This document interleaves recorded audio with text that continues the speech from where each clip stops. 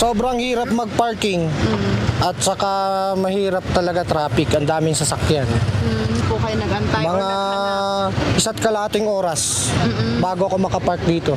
Isang all year-round tourist destination. Yan ang tawag ng mga turista sa City of Pines. Katunayan, ang mga turistang dumating sa bawat long weekend na umaabot sa 20,000 hanggang 40,000 ayon sa Tourist Police Unit ng Baguio City Police Office. Mahigit 100,000 turista pa ang inaasahan ng Department of Tourism Cordillera na darating sa lungsod.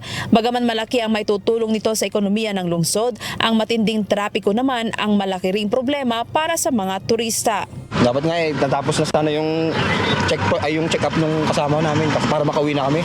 Follow-up check-up lang dito sa may Assumption. Kaso nga lang, yun sa traffic, tagalan. Oo, sana madagdagan talagang parking space dito sa Baguio. Pero kung talagang wala, magagawa. Sana ayusin naman nila yung mga parking dito sa Baguio para okay. Bukod sa bigat ng daloy ng trapiko, problema rin ang mahabang pila para sa mga paradahan sa lungsod. Be coordinating with other both private and public na either agency or organization, just so ipahiram nila mga grounds nila for additional spaces or even yung manpower din, which is we usually do. Sa ngayon, mayroon lamang 2,700 parking slots sa Central Business District ng Baguio. Kung sakaling maaprubahan ng konseho at mga residente ang panukalang multi-level parking building ng Baguio, malulutas ang problema dahil magkakaroon ng karagdagang 22,000 parking slots para sa Baguio. Preparations natin, ito, similar talaga. Because if you're going to, yung binibase namin, ang preparations namin sa crowd din.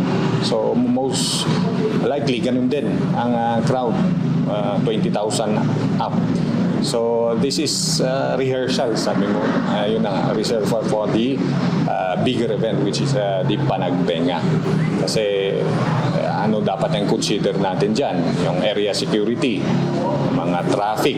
Sa ngayon, ang mga otoridad ay nagpapatupad ng traffic schemes at nagpapatupad pa rin ng number coding scheme sa kabila ng holidays. Grace Doctolero, UNTV News and Rescue. Diyos ang aming santigan, serbisyo publiko ang aming pinahahalagahan.